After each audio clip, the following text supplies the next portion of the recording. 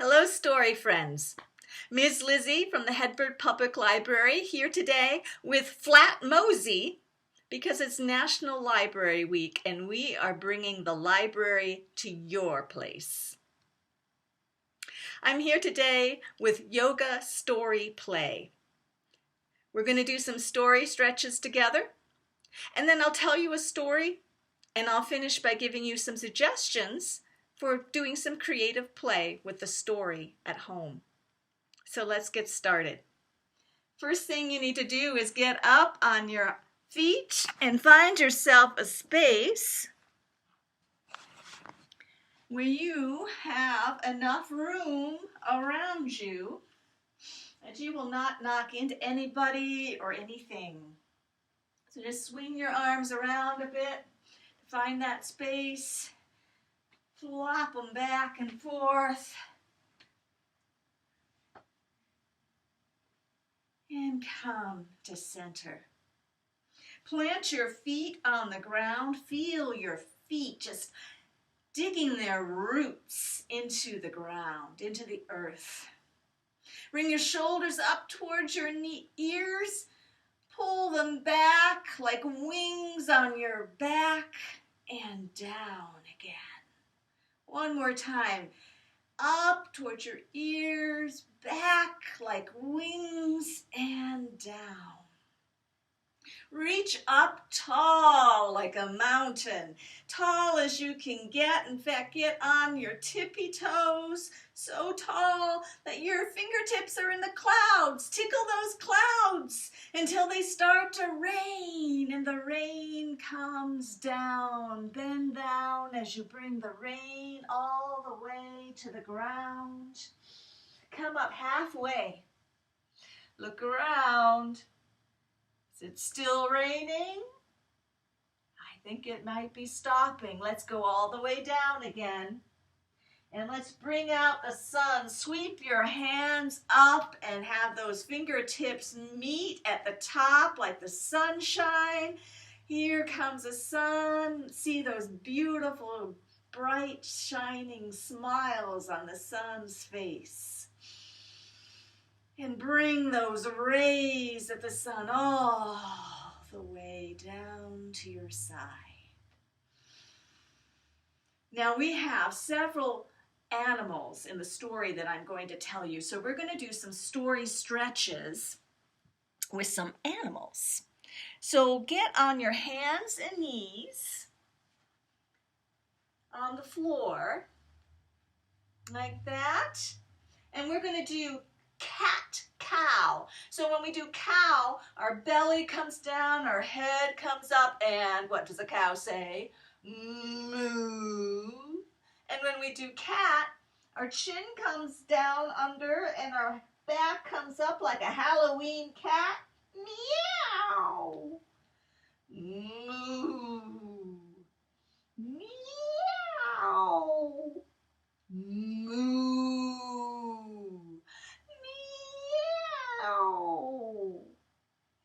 Come back to center. Now we're going to make spider hands. To make spider hands, we're going to get up on our fingertips. So the palms are not on the ground, just your fingertips. And we're going to walk those little spiders. Walk those spiders to one side so you're curving your body like a C. And then come around to the other side. Walk those little spider hands all the way over to the other side, curling like a C, back to the middle. And then you can put those hands down flat again. And then stretch your legs out behind you. Get your belly down on the ground. Make sure your hands are by your chest, like that, and put your forehead on the ground. And then just lift up.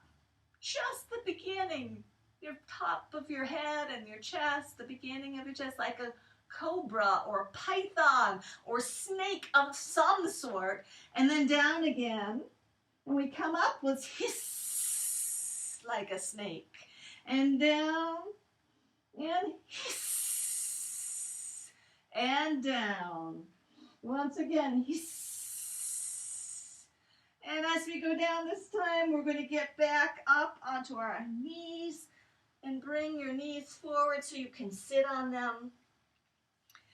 One other animal in this story is a hornet.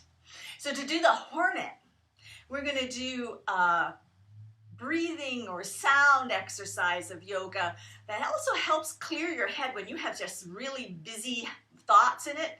It helps you to just center and just buzz them all away by humming. So what we're going to do is hum, and as you're humming, you're going to put your thumbs in your ears to close off your ears, and if you want, you can also close your eyes and just feel the buzzing in your head as you're humming. So let's try that, okay? We're just going to do it for a few seconds once we start our humming and put our hands in our ears. Let's start the hum first.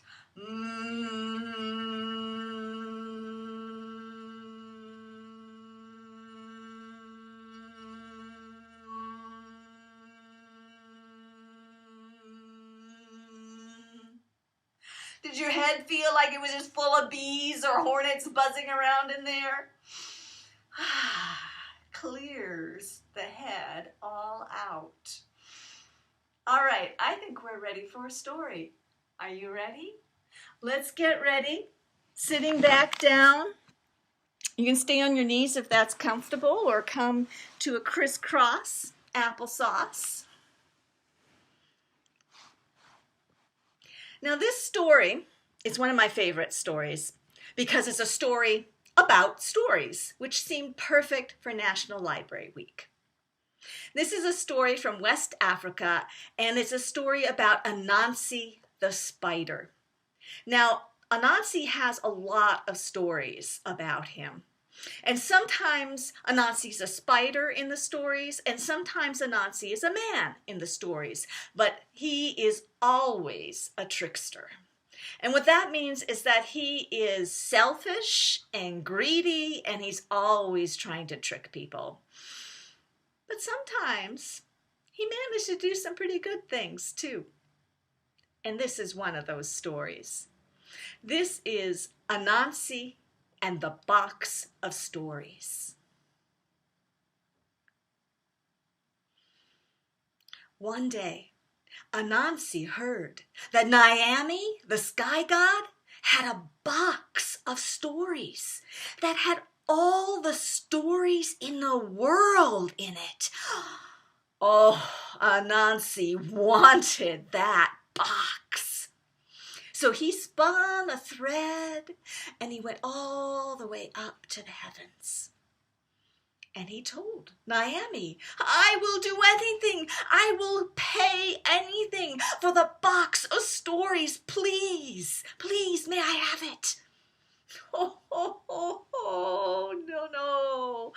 no, Anansi, little spider, you could not possibly buy the box of stories. It has to be earned, but you are too small. You would never be able to pay the price of that.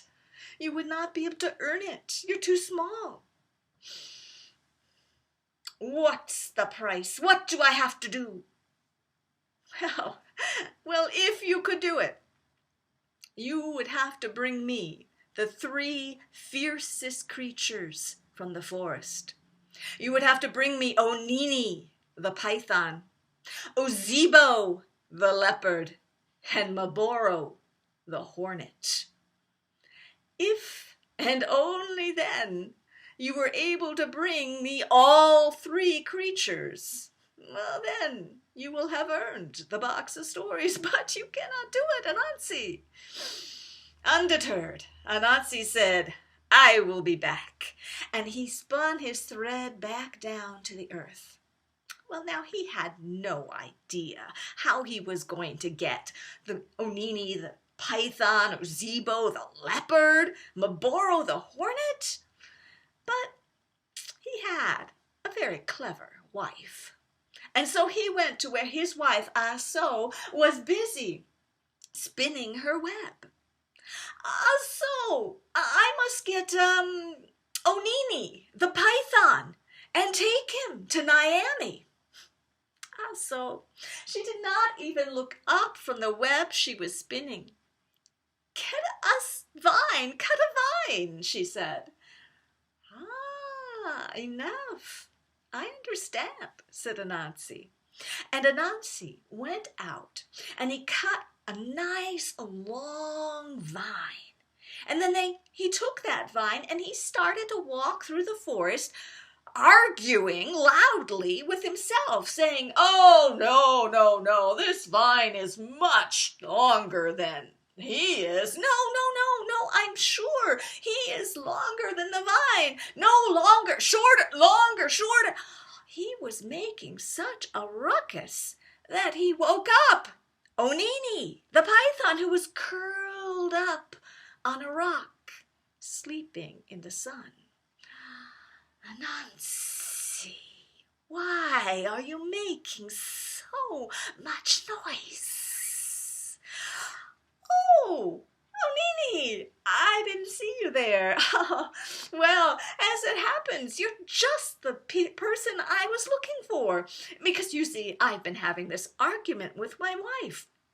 She says that this vine here is longer than you are. But I said that could not possibly be true. Why, Onini the python, he must be longer than even this vine. Oh, could you help us out? Could you just maybe stretch yourself out here along the path? And, well, I'll stretch this vine out along beside you, and, well, we will see once and for all which is longer. If it will get you to be quiet, yes. And Onini the python stretched out along the path. And as he did so, Anansi took that vine and away. He tied up Onini in the vine. Oh, now I will take you to Naomi. And he did so. Naomi was astonished, but he put out his hand. What my hand has touched, my hand has touched. What my hand has not touched still remains. And Anansi knew he still had 2 more creatures to get. So he went back down to the ground. He went straight to his wife, Aso. Where else would he go? Aso was there, building her web again. He said to his wife, Aso, I must get, you remember which was the next creature? Ozebo. The leopard. Yes, I must get Ozebo, the leopard, and take him to Naomi. Oh, dear. Dig a pit.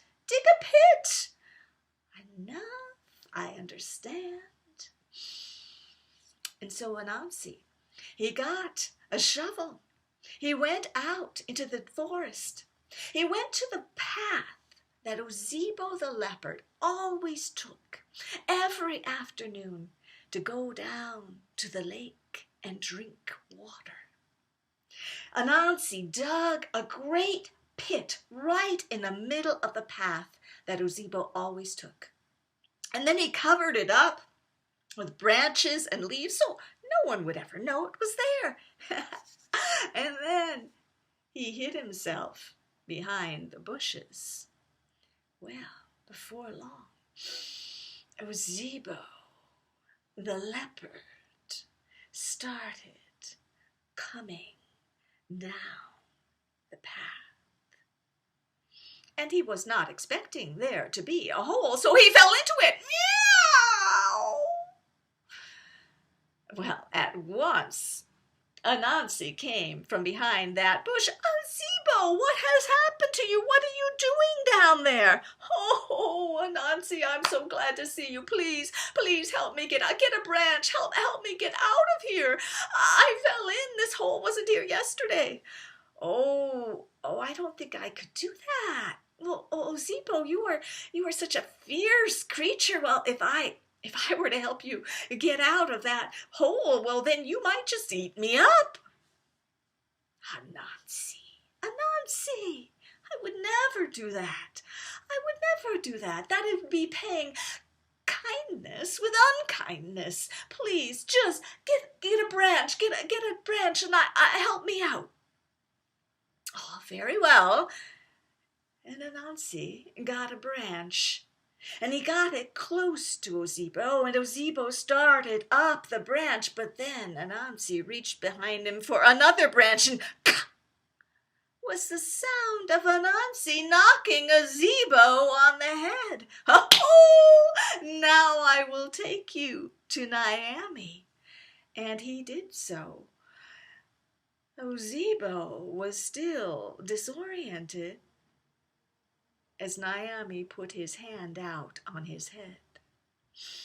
What my hand has touched, my hand has touched.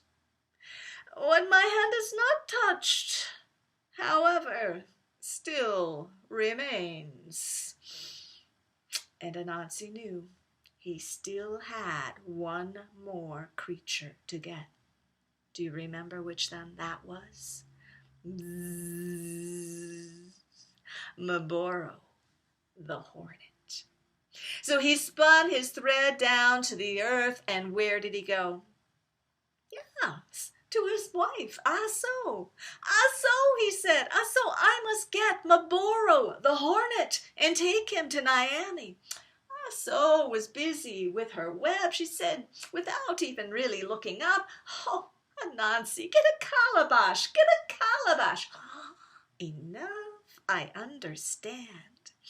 And he did, for he knew what a calabash was. A calabash is a gourd, a fruit with a very thick, hard skin. You can kind of think like a pumpkin. Well, he took that calabash and he opened it up and he emptied it out of all its seeds and flesh, and he went down to the river and he filled it up with water. He made a stopper for it. And then he took that gourd, that calabash, to where the hornet's nest was, and the hornets were all buzzing around inside that nest. And Anansi took the stopper off the calabash. He took a little bit of water and he threw it onto the leaves around the nest. He put a little bit of water on himself, and then all the rest he threw onto the hornet's nest, and the hornets came buzzing out, because hornets hate to get wet. Quick, cried Anansi, quick, excuse me, come fly into my calabash, it'll keep you dry. And the hornets, well, they did not like being wet, so they flew right into the calabash. Zzz, and boom was the sound of Anansi putting the stopper in that calabash. Now I will take you to Naomi. And he did so. Naomi put his hand out and he touched that buzzing calabash. What my hand has touched, my hand has touched. You have, against all odds, earned the box of stories, Anansi. And Naomi took the box of stories and he gave it to Anansi. Anansi was so excited. He came down from the sky. He cried out, Aso, Aso, spiderling, spiderling, come, everyone, come quick. And he got up on top of the box of stories and he told everyone the story of how he had won, how he had earned that box of stories. And then, when he was done with his story, he got off the box and he opened the lid.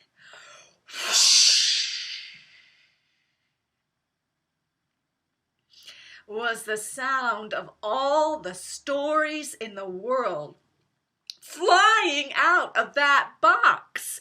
There were so many of them, and they were flying so fast. Anansi caught some. Also caught some. The spiderlings and the villagers caught some, but oh, there were so many stories. They couldn't catch them all. They flew to all four corners of the earth for anyone to catch. I caught one, and this was it.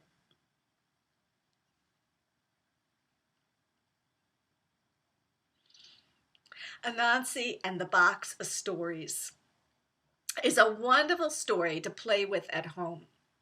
We already did some animal movements in our story stretches, and you could retell that story just doing some movements with the different animals. Another fun thing to do with this story, because it is a story about all the stories in the world, is find out what story you're going to catch. Maybe it's a story about one of the characters in this story. Maybe something about Ozebo the leopard.